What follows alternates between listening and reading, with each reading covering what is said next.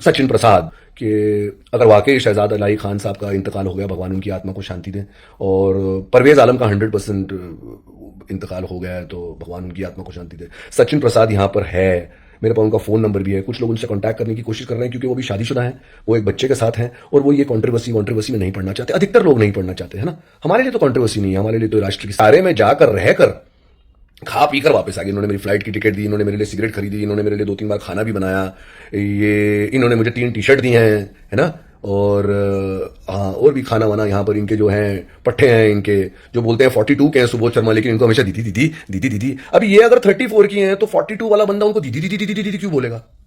सोचने वाली बात है ना, क्योंकि मुझे तो पूरा यकीन था ये 34 की है, इसलिए तो ये 42 का। इनके बाल भी नहीं है सुबोध शर्मा के, ये तो गड़िया जी के साथ भी घूमते हैं। हमारी बात वहां तक भी हो गई है, वहां पर नाजिया इलाही खान को वापस कोई भी नहीं बुलाएगा क्योंकि सब तक एक छोटा सा एपिसोड था, मैं आपको कहना चाहता था आपको, यार भगवान प्लीज ज्यादा बात मत करवा यार, है ना। बट मैं उम्मीद करता हूँ कि आप दोस्त की तरह मुझे सुन रहे हैं और मजा ले रहे हैं मेरे साथ मेरी बातों का, क्योंकि मेरी बातें नहीं है, मिट्टी का पुतला हूं, उसको समर्पण किया, बात कर रहा हूं। भगवान कितनी बार आपको सिग्नल देता है, लेकिन जब आप इंसानी प्यार में खो जाते हैं ना, मैं आपको वापस कह रहा हूं, क्या कैसे क्यों वो छोड़ दो। तो ये बड़ी देवी की छवि जो थी, हम उसमें खोकर फाइल्स की प्रमोशन कर रहा था, मैं उसमें मेन विलन था। और तो मैंने वो यूट्यूबर से पूछा, भावेश लाइफ करके है, मैंने उससे पूछा कि यार नाजिया इलाही खान का नंबर मिलेगा? कि मैं बड़ा प्रभावित हूँ उनसे यार, काफी टाइम से उनको फॉलो कर रहा हूँ, उनकी इंटरव्यूज देखता हूँ, बड़ा बेबाक बोलती हैं यार, एकदम सनातनी एनर्जी है, लेकिन उनका नाम नाजिया इलाही खान है ना। तो हर एक इंसान के दिल में तो ये जिज्ञासा जागी जाएगी कि क्या कमाल है यार, मतलब, है ना। तो मैंने जो नंबर मांगा, तो मैं जैसा कह रहा था, ये बकरा खुद नागिन के पास गया, मैंने फोन लगाया, फटाक से पहले दिन से हमारी बातें चालू हो गई, 4-4 5-5 घंटा हमारी बातें हो रही हैं, ले वो ये वो। अभी मुझे सब समझ में लगा होगा कि ये आ गया मेरा शिकार मेरे पास, क्योंकि इन्होंने तो रिस्पेक्ट वाली बात होगी, इसने इतने लोगों की बद्दुआ कमाई है, ये सिर्फ बद्दुआओं का घड़ा इसका भर चुका है, इसलिए ये भस्म होगा। आप लोग नहीं समझ पाएंगे, 2-3 लेडीज हैं अभी भी मुझे विलन समझ रही हो, मेरे को कमेंट आप बहुत बुरा कर रहे हैं, ये कर रहे हैं, वो कर, समझेंगी देवी जी, आप सब समझेंगी धीरे धीरे, धीरे धीरे भी नहीं, बहुत जल्द समझेंगी। तो मैं इनसे बातें हुई, फिर मेरे को लगा भाई नाजिया इलाही खान से बात कर रहा हूँ मैं, तो यार कमाल है, बात हुई। और मैं भोला बाबा एक नंबर का सारा खुलासा कर दिया, क्योंकि मैं तो इनको न्यायाधीश समझा, मैं इनको इतना पवित्र समझा, और मैं इनको ये बोल दिया, वो बोल दिया, मेरी एक्स वाइफ के बारे में बोल दिया, चांद के साथ मैं एक बहुत फ्रेंडली रिलेशनशिप था मेरा, मैंने उसके बारे में बोल दिया, मेरी कई सारी गर्लफ्रेंड्स थी उसके बारे में बोल दिया। इसने खामखा चांद का वो शिवरात्रि का टिक्का जो उसने मुझे लगाया, मैंने उसको लगाया, उसके बेटे ने मुझे लगाया, हम सब लोगों ने एक दूसरे को टिक्का लगाया, है ना। तो उसके बारे में मैंने कुछ बोल दिया और इसने मुझे चांद को मेरी बीवी की तरह पेश कर दिया। चांद की और मेरी मैसेज पे बात होती है, अरे अगर मेरी बीवी होती तो मुझे बांध के रखती ना, कहां चले गए थे तुम, 2 मारती, थप्पड़ जाती, पुलिस स्टेशन में केस करती ना, मेरा केस, वो तो विरार में रहती है। तो आप लोग यार थोड़ा दिमाग जगाइए अपनों लोगों का, एक जो पता नहीं कौन सा नींबू घुमाती है ये, हम ब्राह्मणों पे तो असर नहीं करेगा ये नींबू, है ना। हम तो ईश्वर के उपासक हैं, वो एक ही है, आप उसे अल्लाह बोलते हैं, मैं उसे भगवान बोलता हूँ, महादेव, ये सारे कष्टों से मैं दूर रखते हैं। मैं हनुमान जी की उपासना करता हूँ, माता रानी की उपासना करता हूँ, जितना भी ये जादू टोना फोना करे सब इनके ऊपर उल्टा असर हुई होगा, हम ऐसे सनातनी हैं, आप समझे। तो मैं प्रभावित हो गया, 4-4 5-5 6-6 घंटे बात हो रही है हमारी, मैंने बोला भाई मेरी तो किस्मत खुल गई यार, मेरी नाजिया इलाही खान से बात हो रही है। फिर इन्होंने एक दिन मुझसे कहा, तो क्या आपका शादी वादी का क्या प्लान है आगे जाकर? तो मैंने बोला कुछ नहीं यार, एक देवी चाहिए लाइफ में जो आ जाए, ये वो, है ना। तो कोई देवी चाहिए, बेबी बहुत रह चुकी है हमारे जीवन में, अभी ऐसे संस्कार मेरे भगवान, मेरे सनातनी, मेरे हिंदू संस्कार वापस लौटाए, पवित्र जीवन जीना चाहता हूँ, है ना। और एक देवी स्वरूप जिसको मैं रिस्पेक्ट करता हूँ वैसी मिले। तो उन्होंने मुझसे कहा, तो मैं क्या बुरी हूँ? तो मैंने बोला अरे बाप रे, ये क्या बोल रही है यार, नाजिया इलाही खान क्या मुझे प्रपोज कर रही है? तो मैंने बोला नहीं, आप तो बिल्कुल बुरी नहीं है, क्या बात कर रही हैं आप? तो बोलते क्यों, तो फिर हमने रिलेशनशिप में नहीं आ सकते? मैंने बोला अरे बाप रे बाप, ये तो मेरी किस्मत खुल गई यार, मतलब इतनी सॉलिड पावरफुल लेडी जो मेरा एक सपना था कि मुझे एक देवी मिले जीवन में, तो साक्षात मतलब मेरी किस्मत खुल गई कि मुझे तो आगे से प्रपोज कर रही है। तो मैंने बोला मैं डेफिनेटली, मैं हजम नहीं कर पा रहा हूँ, मैं ये क्या मैं आपको 5 मिनट में वापस फोन करूँ? मैं आया इसी सोफे पर बैठकर मैंने प्रार्थना की है, भगवान ये मेरे साथ क्या हो रहा है प्रभु, ये वाकई क्या नाजिया इलाही खान मुझे बोल रही है कि मैं उसका रिलेशनशिप में आऊँ? मैंने तो ये वो तो भगवान का एक सिग्नल मिला। हाँ, बोला यार 49 का हूँ, वो तो मेरी एज तो बोलती है, मैं छुपाता भी नहीं हूँ, तो 50 साल का बुड्ढा बोलती नहीं, 50 मेरा शुरू होगा मार्च में, लेकिन फूर्ति एकदम भगवान की कृपा से आज तक तो 27-28 वाली है, और हनुमान जी की कृपा से वैसी रहेगी काफी सालों तक। हम सब फूल हैं, एक ना एक दिन मुरझाई जाएंगे, मैं जरा ग्रेसफुली मुरझा रहा हूँ। कोई मैंने प्लास्टिक सर्जरी की नहीं, अपने मुंह लिप मोटे नहीं किए, है ना, यहाँ का स्किन विन जो भी है 100% ओरिजिनल है। तो फिर मैंने उनसे बात की, बोला क्या बात करी? बोलती हाँ क्यों नहीं। मैंने बोला क्या वाकई मैं वो सनातनी हूँ जिसके बारे में आप बोलती हैं कि एक सनातनी से शादी करूंगी, यहाँ से वहां सिंदूर लगाऊंगी पीछे? मैं तो मतलब भाई किस्मत खुल गई यार। तो हमारा सोशल मीडिया पर और सोशल मीडिया नहीं, फोन पर हमारा रिलेशनशिप शुरू हो गया। Love you Babu, love you जान, लव यू मेरी देवी जी, मेरा गर्व, ये वो, क्योंकि मैं भी एकदम हिंदुत्व एकदम भारी था और मैं भी उनकी इन्फ्लुएंस में एकदम से एंटी मुस्लिम हो गया था, फिर अभी जाकर मैं सीख रहा हूँ, क्योंकि मैं सीख रहा हूँ, मैं आपसे हमेशा कहता हूँ कि मैं कोई परफेक्ट नहीं हूँ, मैं रोज एक बेटर इंसान बन रहा हूँ। अभी जाकर मैं हर मुसलमान को एक कटघरे में खड़ा नहीं करता हूँ, है ना।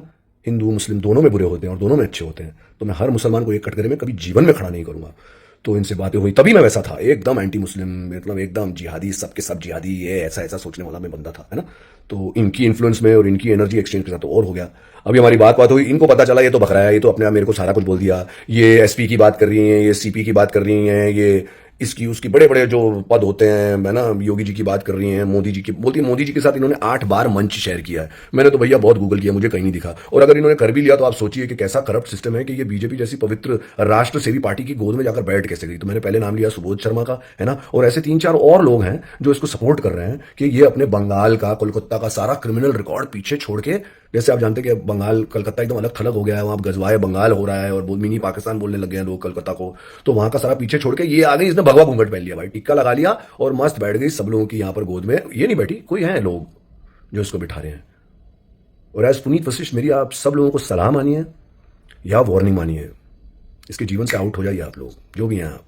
आपके पास रिवॉल्वर होगा, आप बड़े मिनिस्टर को जानते होंगे, अरे छोड़ दे, जिसने श्राप खा लिया ना इस वशिष्ठ का, वो बर्बाद होकर ही रहेगा, चाहे वो सारी की सारी दाऊद इब्राहिम की बॉलीवुड इंडस्ट्री ही क्यों ना हो। आज तक उभरने की कोशिश कर रहे हैं, सब चले गए, शाहरुख खान, सलमान खान और ये सारे के सारे।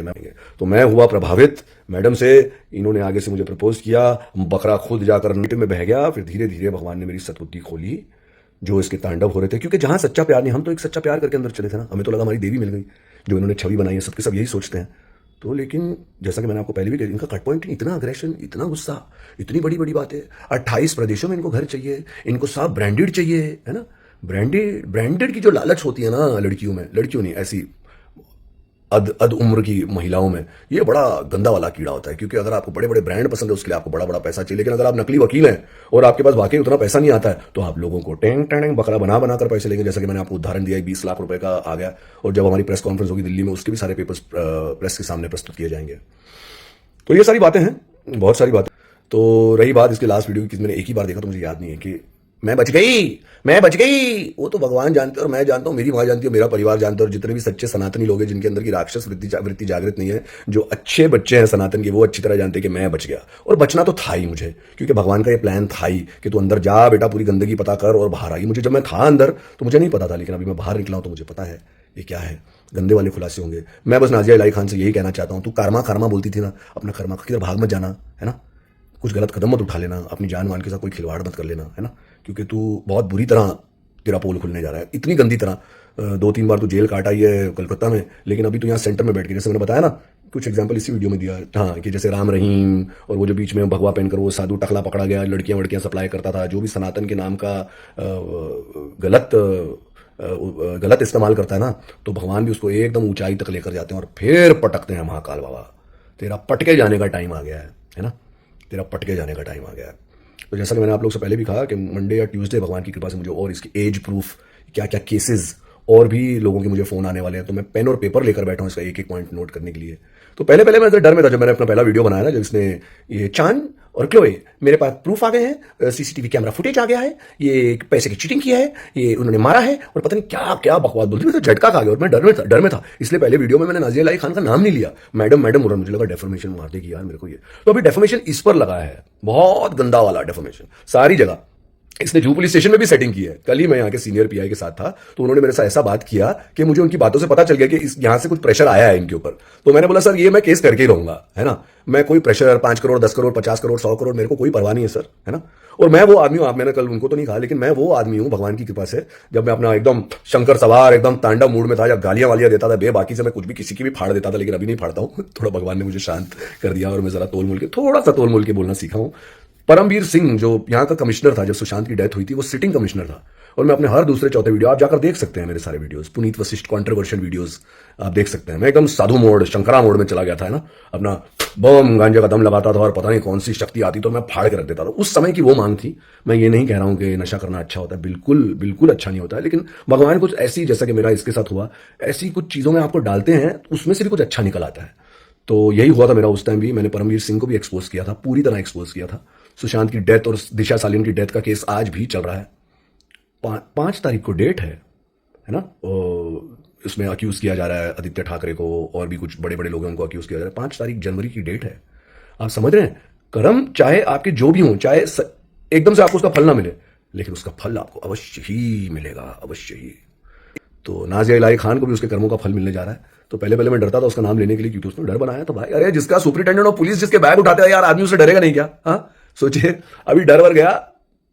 हाँ समझ गए ना आप लोग। और अभी आप देखेंगे कि महाकाल बाबा, पार्वती माता, देवी देवताओं की भूमि पर जो भी गलत कर्म करेगा ना, चाहे वो दाऊद इब्राहिम हो, आज की डेट में भगोड़ा बन के वो बाय बाय हो चुका है ना, चाहे वो मेमन ब्रदर्स हो जिन्होंने दाऊद इब्राहिम के साथ बॉम्ब ब्लास्ट किया था, सब आउट है, सब आउट। चाहे वो हिंदू में राम रहीम हो, चाहे कोई भी हो, सब अंदर जाएंगे।